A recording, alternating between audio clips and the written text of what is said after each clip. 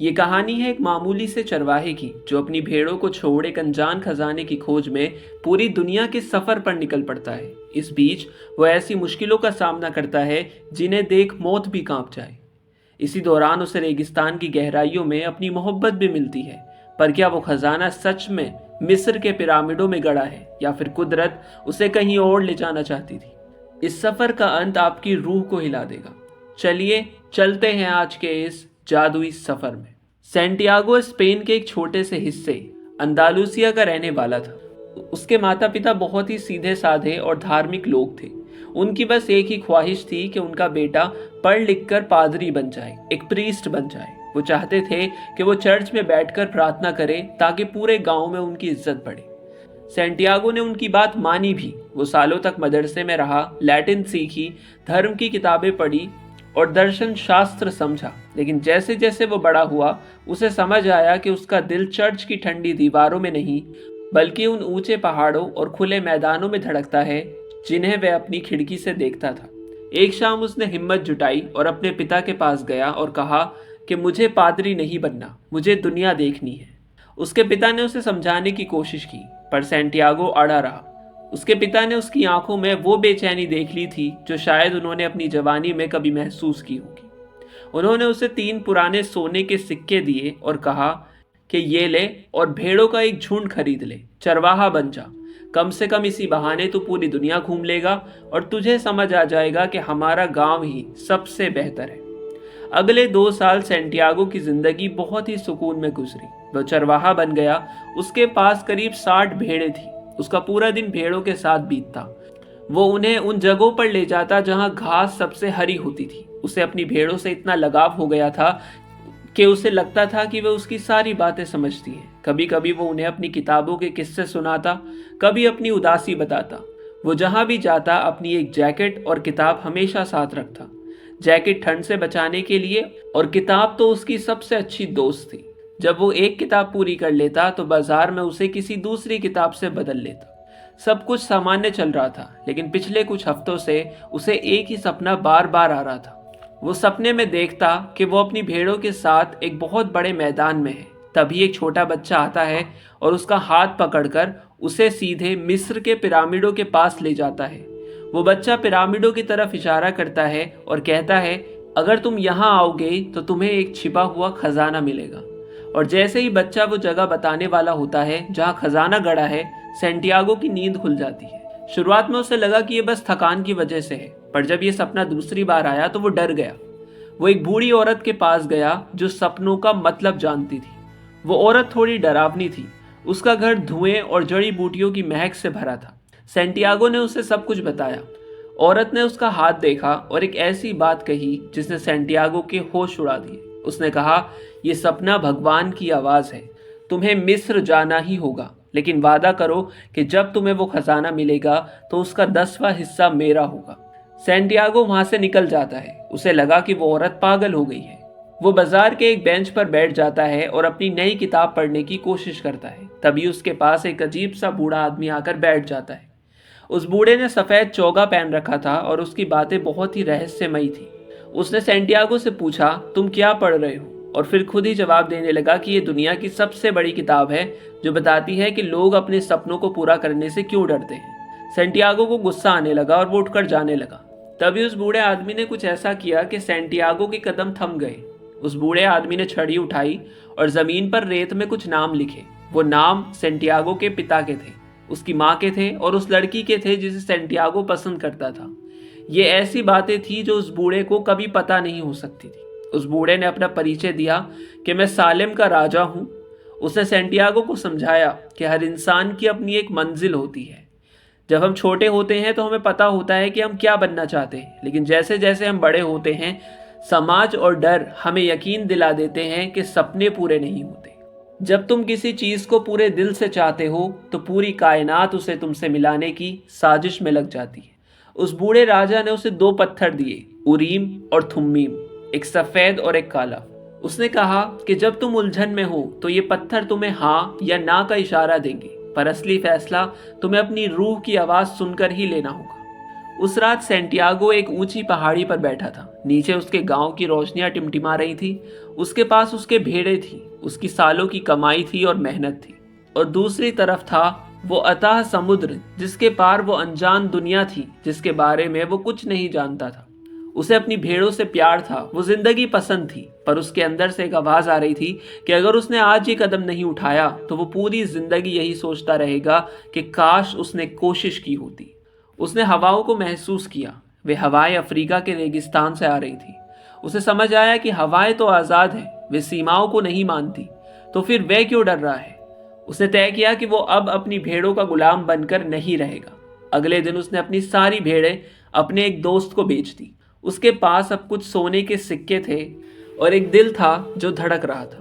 उसने स्पेन के तट से रवाना होने वाली एक नाव का टिकट लिया और उस अनजान सफर पर निकल पड़ा जिसे लोग सपना कहते हैं। जब नाव किनारे से दूर होने लगी और स्पेन का वह पुराना चर्च जहां उसे पहली बार सपना आया था नजर से ओझल होने लगा, तो सैंटियागो को अपनी आंखों में आंसू महसूस हुए। पर उन आंसुओं के पीछे एक अजीब सी मुस्कान थी। वो अब सिर्फ एक चरवाहा नहीं था, वो एक मुसाफिर बन चुका था। उसे नहीं पता था कि आगे क्या होगा, पर उसे ये पता था कि उसने ये सबसे मुश्किल काम कर लिया है जो ज्यादातर लोग कभी नहीं कर पाते। उसने शुरुआत कर दी थी। जब सैंटियागो की नाव अफ्रीका के किनारे लगी तो उसे लगा जैसे वो किसी दूसरी ही दुनिया में आ गया हो। वहां की हवाओं में अजीब सी मसालों और लोबान की गंध थी। लोग एक ऐसी भाषा बोल रहे थे जो उसे बिल्कुल समझ नहीं आती थी। उसे अचानक अपनी उन भेड़ों की बहुत याद आई जो कम से कम उसके इशारे तो समझती थी। अब वह अकेला था। उसे ना तो रास्ता पता था और ना ही कोई चेहरा पहचाना हुआ था। वो एक छोटे से कैफे में बैठा था और अपनी जेब में रखे सोने के सिक्के को महसूस कर रहा था। तभी वहां एक लड़का आता है जो बिल्कुल सैंटियागो की उम्र का लग रहा था और इत्तेफाक से उसे स्पेनिश आती थी। सैंटियागो की जान में जान आई। उसने उस लड़के को सब बता दिया कि वो मिस्र के पिरामिड जा रहा है और खजाना ढूंढना चाहता है। उस लड़के ने कहा कि दोस्त, तुम सही जगह आए हो। यहाँ बहुत लुटेरे हैं। तुम अपना बैग और पैसे मुझे दे दो, मैं तुम्हें बाजार से सही ऊंट और रास्ता दिखाने वाला गाइड दिलवा दूंगा। सैंटियागो ने उस पर भरोसा किया। उसे लगा कि भगवान ने उसकी मदद के लिए उस लड़के को भेजा है। वो दोनों भीड़भाड़ वाले बाजार में चले गए। वहां हर तरफ शोर था, रंग बिरंगे कालीन बिक रहे थे और हजारों लोग इधर उधर भटक रहे थे। अचानक वो लड़का एक गली के मोड़ पर सैंटियागो को एक जगह खड़ा करके बोला, यहीं रुकना, मैं अभी आता हूँ। सूरज ढलने लगा, अजान की आवाजें गूंजने लगी। बाजार के दुकानदार अपनी दुकानें बंद करने लगे, लेकिन वो लड़का वापस नहीं आया। उस रात सैंटियागो उस अजनबी शहर के बाजार के बीचों बीच अकेला बैठा था। उसके पास ना एक पैसा बचा था, ना कोई दोस्त। वो लड़का उसके सपनों की सारी पूंजी लेकर भाग चुका था। सैंटियागो फूट फूट कर रोने लगा। उसे खुद पर गुस्सा आ रहा था और उस बूढ़े राजा पर भी, जिसने उसे इतने बड़े बड़े सपने दिखाए थे। उसे लगा कि वो इतना बेवकूफ था जो एक अजनबी के हाथ में अपना सब कुछ सौंप दिया। वो उस ठंडी रात में बाजार की एक सीढ़ी पर सो गया, ये सोचकर कि कल सुबह वो किसी तरह वापस स्पेन भाग जाएगा। अगली सुबह जब उसकी आंख खुली तो उसने अपनी जेब टटोली। पैसे तो नहीं थे, लेकिन वो 2 पत्थर, उरीम और थुम्मीम, अभी भी उसकी जेब में थे। उन पत्थरों को छूते ही उसे महसूस हुआ कि भले ही उसके पैसे चले गए हैं, लेकिन उसकी हिम्मत अभी बाकी है। और शहर की एक पहाड़ी पर चढ़ने लगा। वहां कांच के बर्तनों की एक पुरानी दुकान थी। दुकान बहुत ही खराब हालत में थी। हर तरफ धूल जमी थी और दुकान का मालिक बहुत ही बूढ़ा आदमी था जो मायूस होकर बैठा था। सैंटियागो वहां गया और बिना कुछ बोले अपनी जेब से एक रुमाल निकालकर उन गंदे कांच के बर्तनों को पोंछने लगा। जब वह साफ कर रहा था तो 2 ग्राहक दुकान के अंदर आए और उन्होंने सामान खरीदा। दुकानदार हैरान हो गया। उसने सैंटियागो को खाना खिलाया और उसे वहां काम करने को ऑफर दिया। सैंटियागो वहां काम करने लगा। वो सिर्फ एक नौकर की तरह काम नहीं कर रहा था, बल्कि वो उस दुकान को अपनी समझ से बदल रहा था। उसने दुकानदार को कई छोटे छोटे सजेशंस दिए। उसने कहा कि हम इन बर्तनों को बाहर एक शोकेस में रख सकते हैं ताकि आते जाते लोगों की नजर पड़े। दुकानदार बहुत डरा हुआ था और बोला कि बेटा, मुझे बदलाव से डर लगता है। मैं अपनी छोटी सी जिंदगी में खुश हूँ। लेकिन सैंटियागो ने उसे मनाया। उसने फिर एक नया आइडिया दिया कि हम ग्राहकों को इन कांच के गिलासों में ताज़ा पुदीने की चाय पिलाया करेंगे। देखते ही देखते वो मामूली सी दुकान उस पूरे शहर में मशहूर हो गई। लोग उस पहाड़ी पर सिर्फ इसलिए चढ़ते थे ताकि सैंटियागो के हाथ की चाय पी सकें और उन चमकते कांच के बर्तनों को देख सकें। दुकानदार अब बहुत रईस हो चुका था और सैंटियागो के पास भी काफी पैसे जमा हो गए थे। फिर एक दिन जब सैंटियागो को वहां काम करते हुए लगभग 1 साल बीत गया, उसने अपनी अलमारी से अपनी पुरानी जैकेट निकाली। जैकेट थोड़ी पुरानी हो गई थी, लेकिन जब उसने उसे पहना तो उसे फिर से उन भेड़ों की याद आई। उसके पास अब इतने पैसे थे कि वो वापस स्पेन जाकर अपनी भेड़ों का झुंड पहले से बड़ा कर सकता था। वो दुकानदार के पास गया और उससे विदा मांगी। दुकानदार ने उसे एक बात कही जो बहुत गहरी थी। तुम जानते हो और मैं भी जानता हूँ कि तुम वापस भेड़े खरीदने नहीं जाओगे, तुम पिरामिड जाओगे, क्योंकि तुमने कायनात की भाषा सीख ली है। सैंटियागो उस दुकान से बाहर निकला। उसके पास अब 2 रास्ते थे। एक रास्ता उसे वापस उसके पुराने सुरक्षित घर ले जाता था, जहां वो एक आरामदायक जिंदगी जी सकता था, और दूसरा रास्ता उस विशाल सहारा रेगिस्तान की ओर जाता था, जहां खजाना था या शायद मौत थी। उसने अपनी जेब से 2 पत्थर निकाले और एक लंबी सांस ली। उसने महसूस किया कि भेड़ों के साथ रहना एक आदत थी, लेकिन पिरामिड की तलाश उसकी मंजिल थी। वो सीधे उस जगह पहुंचा जहां ऊंटों के काफिले रेगिस्तान पार करने की तैयारी कर रहे थे। उसने अपना सामान एक ऊंट पर लादा और उस विशाल सुनहरी रेत की चादर की तरफ अपनी नजरें टिका दी। उसे पता था कि यह सफर उसे तोड़ भी सकता है, लेकिन वो अब 1 साल पहले वाला डरपोक लड़का नहीं था। उसने कांच की धूल के बीच अपनी तकदीर चमकाना सीख लिया था। सैंटियागो अब उस काफिले का हिस्सा था जो सहारा के सीने को चीरते हुए आगे बढ़ रहा था। यहाँ का नज़ारा स्पेन के हरे भरे मैदानों से बिल्कुल अलग था। जहां तक नजर जाती बस रेत के पहाड़ थे जो हवा के साथ अपनी जगह बदल लेते थे। काफिले में करीब 200 लोग और सैकड़ों ऊंट थे। सब चुपचाप चलते थे, क्योंकि रेगिस्तान में फालतू बात करना अपनी ऊर्जा और पानी को बर्बाद करना था। सफर के दौरान सैंटियागो की मुलाकात एक अंग्रेज से हुई। वो अंग्रेज बहुत सारी भारी भरकम किताबें लेकर चल रहा था। वो एक एल्केमिस्ट की तलाश में था, एक ऐसा रहस्यमय इंसान जो पत्थर को सोना बना सके और जिसके पास जिंदगी का अमृत हो। वो अंग्रेज अपनी किताबों में खोया रहता था, जबकि सैंटियागो अपना समय रेगिस्तान को देखने और ऊंट चलाने वालों की बातें सुनने में बिताता था। सैंटियागो को समझ आया कि किताबें पढ़ना अच्छा है, लेकिन रेगिस्तान खुद एक बहुत बड़ी किताब है। उसने गौर किया कि जैसे भेड़ों की अपनी एक भाषा थी, वैसे ही इस रेत और हवा की भी एक जुबान है। ऊंट चलाने वाले अक्सर कहते थे मकतूब, यानी जो लिखा है वही होगा। ये शब्द सैंटियागो के दिल में उतर गया। उसे समझ आया कि डरने से कुछ नहीं होगा, जो उसकी किस्मत में होगा वो उससे मिलकर ही रहेगा। अचानक सफर में एक बड़ी रुकावट आ गई। रेगिस्तान के कबीलों के बीच जंग छिड़ गई। पूरे रेगिस्तान में अफरा तफरी का माहौल था। काफिले के सरदार ने फैसला किया कि वो आगे नहीं बढ़ सकते और उन्हें पास के एक ओएसिस में शरण लेनी होगी। ओएसिस रेगिस्तान के बीच एक जादुई जगह जैसी थी, जहां हजारों खजूर के पेड़ थे और पानी के कई सोते थे। कायदे के मुताबिक ओएसिस एक न्यूट्रल जगह थी, जहां कोई भी हथियार नहीं उठा सकता था। इस ओएसिस में सैंटियागो की जिंदगी हमेशा के लिए बदल गई। एक दोपहर वो पानी के कुएं के पास खड़ा था, तभी वहां एक लड़की आई। उसने काले कपड़े पहने थे और उसके सर पर पानी का घड़ा था।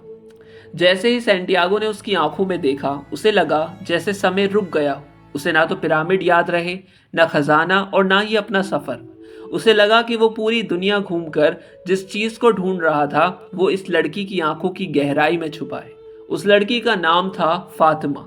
सैंटियागो उससे रोज मिलने लगा। उसने फातिमा को अपनी भेड़ों के बारे में, कांच की दुकान के बारे में और अपने सपनों के बारे में बताया। फातिमा उसे ध्यान से सुनती थी। एक दिन सैंटियागो ने कहा कि मैं तुमसे शादी करना चाहता हूँ, मैं अपना सफर यही खत्म कर दूंगा, मुझे अब और आगे नहीं जाना। लेकिन फातिमा ने जो कहा वो किसी भी आम लड़की के जवाब से अलग था। उसने कहा, मैं रेगिस्तान की औरत हूँ, मैं जानती हूँ कि हमारे पुरुष यहाँ से चले जाते हैं और हम उनका इंतजार करती हैं। अगर मैं तुम्हारी मंजिल के बीच में आ गई तो वो सच्चा प्यार नहीं होगा, तुम्हें पिरामिड जाना ही होगा। अगर तुम्हारा प्यार सच्चा है तो तुम वापस आओगे और मैं यही इसी कुएं पर तुम्हारा इंतजार करूंगी। सैंटियागो का दिल टूट गया, पर उसे फातिमा की बातों में एक अजीब सी ताकत महसूस हुई। तभी ओएसिस में एक अजीब घटना हुई। एक शाम सैंटियागो ने आसमान में 2 बाजों को लड़ते देखा। उस लड़ाई को देखकर उसे आभास हुआ कि ओएसिस पर हमला होने वाला है। उसने ये बात कबीले के सरदारों को बताई। उन्होंने कहा कि अगर तुम्हारी बात सच निकली तो हम तुम्हें इनाम देंगे, लेकिन अगर कल हमला नहीं हुआ तो हम तुम्हें मार देंगे। अगली सुबह सच में हमला हुआ, लेकिन ओएसिस के लोग तैयार थे तो उन्होंने हमलावरों को हरा दिया। सैंटियागो की जान बच गई और उसे ओएसिस का सलाहकार बना दिया गया। फिर उस रात एक घुड़सवार सैंटियागो के पास आया। उसने अपना चेहरा ढका हुआ था और उसके कंधे पर एक बाज बैठा था। वो कोई और नहीं था बल्कि वही एल्केमिस्ट था जिसकी तलाश वो अंग्रेज कर रहा था। एल्केमिस्ट ने सैंटियागो की आंखों में देखा और कहा, तुम्हें ओएसिस का सलाहकार बनने के लिए पैदा नहीं किया गया था। तुम्हारा खजाना पिरामिडों के पास है। कल सुबह हम यहाँ से निकलेंगे। सैंटियागो के सामने फिर वही पुरानी कश्मकश थी। एक तरफ उसका प्यार फातिमा और एक सुरक्षित नौकरी थी, और दूसरी तरफ वो खतरनाक रेगिस्तान जहां मौत का साया था। उसने फातिमा को अलविदा कहा। वो रात बहुत भारी थी। फातिमा ने गर्व के साथ उसे विदा किया। उसे पता था कि वो एक ऐसे मर्द से प्यार करती है जो अपने सपनों का पीछा करना जानता है। अगले दिन सूरज निकलने से पहले सैंटियागो और एल्केमिस्ट ने अपने घोड़े दौड़ा दिए। अब सैंटियागो के पास कोई किताब नहीं थी, कोई भेड़ नहीं थी, बस एक गुरु था जो उसे वह भाषा सिखाने वाला था जिसे पूरी दुनिया बोलती है, रूह की भाषा।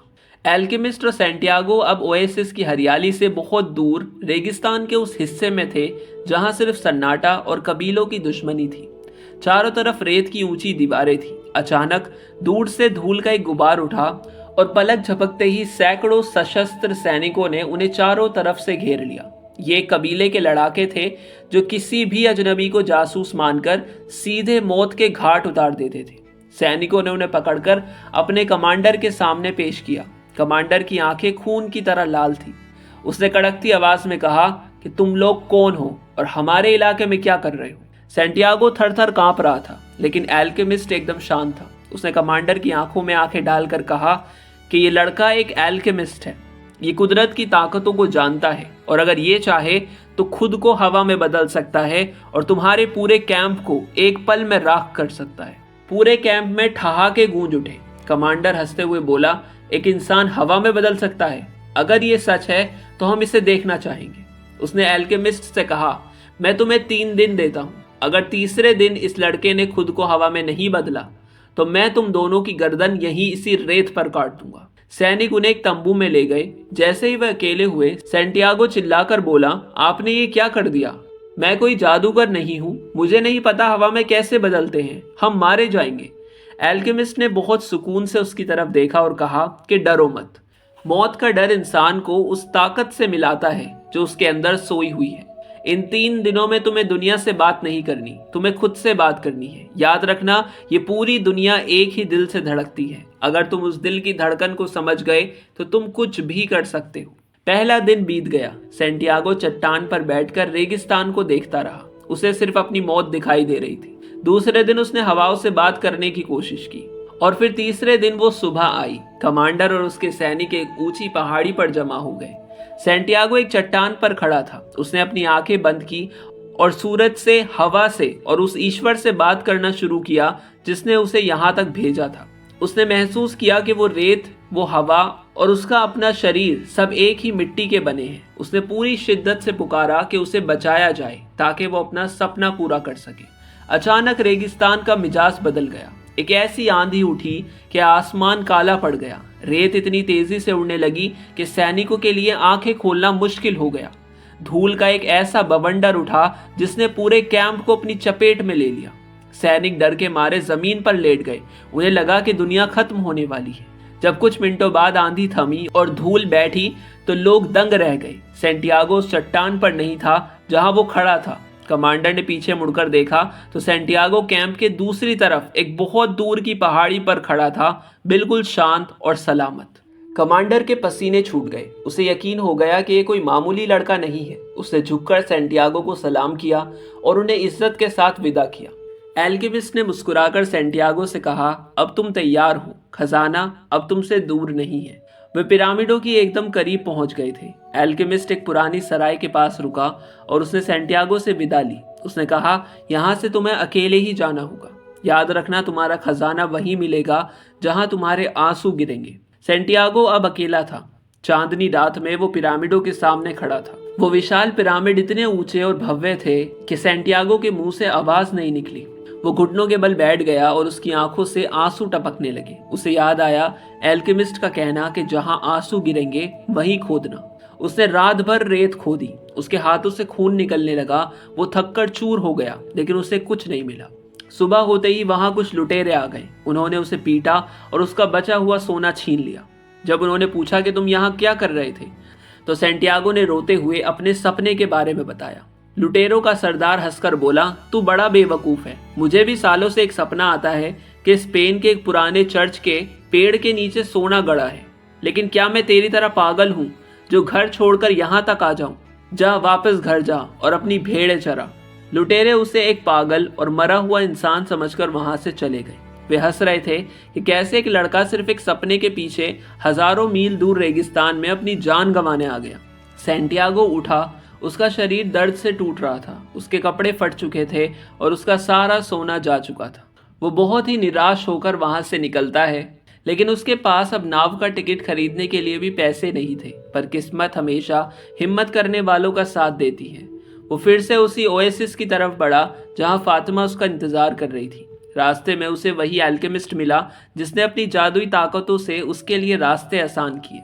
एल्केमिस्ट ने उसे कुछ सोने के सिक्के दिए और कहा कि सफर कभी खत्म नहीं होता सैंटियागो, बस उसकी शक्ल बदल जाती है। महीनों बाद सैंटियागो वापस स्पेन के उसी पुराने चर्च के पास पहुंचा जहां से ये सब शुरू हुआ था। शाम का वक्त था और वही ठंडी हवा चल रही थी। उसे अचानक लुटेरों के सरदार की वो बात याद आई जिसमें उसने कहा था कि पेड़ के नीचे खजाना होगा। उसके पास अब फावड़ा था और दिल में एक अजीब सी धड़कन। उसने पेड़ों की जड़ों के पास खुदाई शुरू की। जैसे जैसे वो मिट्टी हटा रहा था, उसे अपनी पुरानी यादें ताज़ा हो रही थी, अपनी भेड़ें, वो जैकेट और वो पुरानी किताब। अचानक उसका फावड़ा किसी लोहे की चीज से टकराया। सैंटियागो ने तेजी से मिट्टी हटाई। वहां लकड़ी और लोहे का एक बहुत पुराना संदूक दबा हुआ था। जब उसने उसे खोला तो उसकी आंखें चौंधिया गई। वो संदूक सोने के पुराने सिक्कों, कीमती हीरो और नगीनों से भरा हुआ था। स्पेन के राजाओं के जमाने का वो खजाना सालों से वही उसका इंतजार कर रहा था। सैंटियागो ने आसमान की तरफ देखा और कहा कि ए कायनात के मालिक, तू ये मुझे पहले भी बता सकता था, फिर मुझे इतने धक्के क्यों खिलाए? लेकिन तभी उसे समझ आया कि अगर ये सब उसे पहले ही पता चल जाता तो वो पिरामिडों की खूबसूरती कभी नहीं देख पाता, वो कभी रेगिस्तान की भाषा नहीं सीख पाता और ना ही वो कभी फातिमा से मिल पाता। सैंटियागो ने उसमें से कुछ सिक्के निकाले और उस बूढ़ी औरत के लिए अलग रख दिए जिसने उसका हाथ देखा था। फिर उसने अपनी जेब से वो 2 पत्थर उरीम और थुम्मीम निकाले और उन्हें वही संदूक के पास रख दिया। उसे अब उनकी जरूरत नहीं थी क्योंकि अब वो अपनी रूह की आवाज सुनना सीख चुका था। इस कहानी की असली सीख है कि कभी कभी जिस खजाने या जिस खुशी को हम पूरी दुनिया में ढूंढते फिरते हैं वो हमारे पास ही होती है, लेकिन उस खजाने की असली कीमत समझने के लिए हमें उस लंबे और मुश्किल सफर से गुजरना पड़ता है। अगर सैंटियागो को पहले दिन ही वो खजाना मिल जाता तो शायद वो उसकी कद्र नहीं करता। उसने वो सब कुछ खोया, सहा और सीखा, तभी वो उस सोने का हकदार बना। तो अगर आप भी किसी सपने के पीछे भाग रहे हो और रास्ते में मुश्किलें आ रही हैं, तो याद रखना पूरी कायनात आपको उस सपने से मिलाने की साजिश कर रही है। बस चलते रहना। वीडियो अच्छी लगी हो तो लाइक करना, चैनल को सब्सक्राइब करना और एक कमेंट जरूर करना।